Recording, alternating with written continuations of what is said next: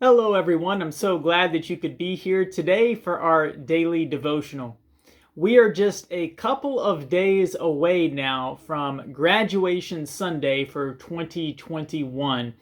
Time has really flown by, but we're so excited to be able to honor all of our seniors who have made it through high school and have graduated or are about to graduate in the days ahead. And I don't know about you guys, but when I think about being a high school student right now, it makes me shudder a little bit. I think it's such a difficult time in the history of our country to be a high school student and to be transitioning now many of our young people to college. And one of the reasons I say that is because we are such a technological country now.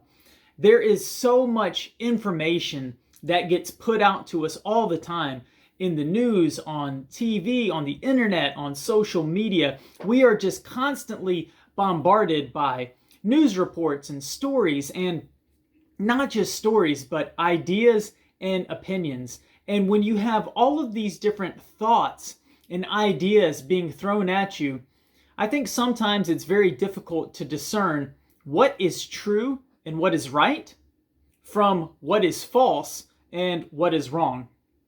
Of course, that's a difficulty not only for young people, but for any of us. When we hear these conflicting ideas, how do we ultimately know what is right and what is wrong?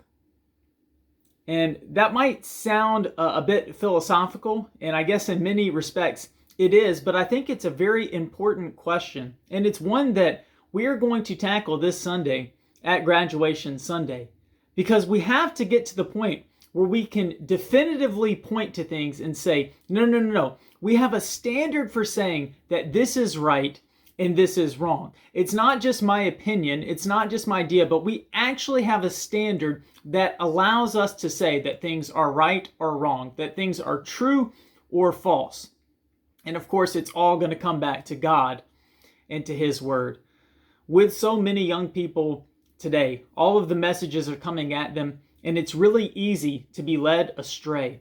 It's really easy to hear things that sound good, they sound right, and we can start to drift away from the actual standard of truth. In fact, in Ephesians chapter 4, Paul is writing to the church in Ephesus, and he's talking to them about the importance of growing in knowledge and coming into the fullness of Christ.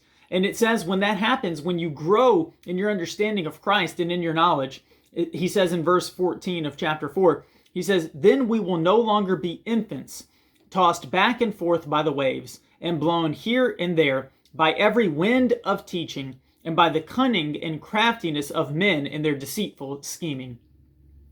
That's what we so often see happening in our culture. But there is a way that we don't have to be swayed by the teachings and the craftiness of people. We can know truth, and we can stand on that truth.